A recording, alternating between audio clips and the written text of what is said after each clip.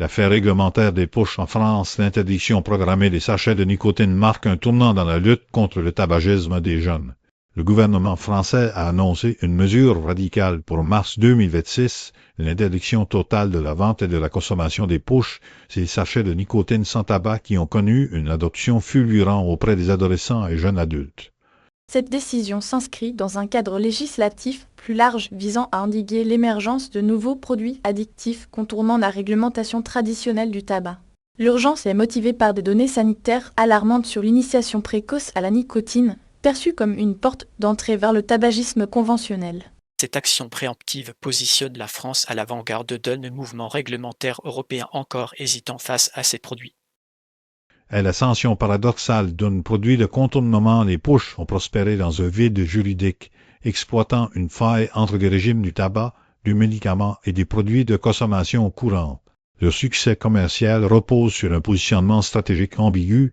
Présentés comme une alternative sans tabac et parfois discret, ils échappaient initialement aux taxes, aux avertissements sanitaires graphiques et aux interdictions de publicité frappant les cigarettes.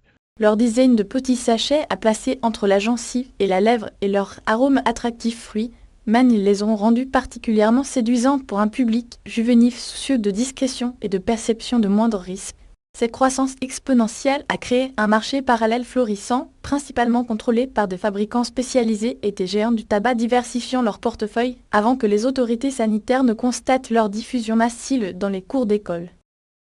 Une mesure de santé publique face à un marché agile et l'interdiction cible délibérément le vecteur principal d'attaction, l'accessibilité et l'appel à la jeunesse, plutôt que la substance nicotine elle-même.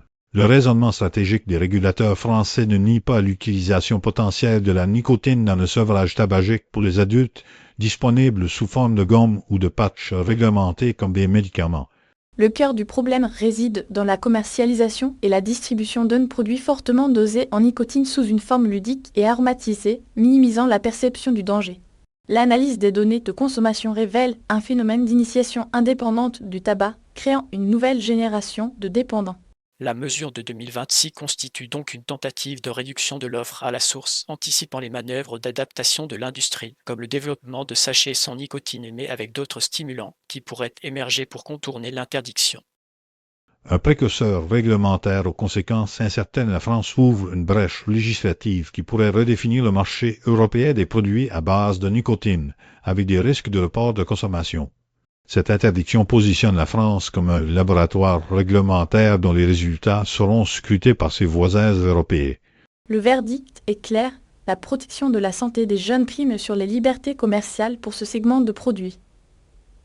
La projection à moyen terme suggère plusieurs scénarios, un déplacement de la consommation vers le marché noir ou les achats transfrontaliers en ligne, une pression accrue sur les plateformes de e-commerce pour bloquer les ventes et une possible action en justice de la part des fabricants invoquant la libre circulation des marchandises. La prochaine étape stratégique consistera à coupler cette interdiction avec des campagnes de prévention ciblées et un renforcement des contrôles, tout en surveillant l'innovation de l'industrie pour la prochaine génération de produits à risque.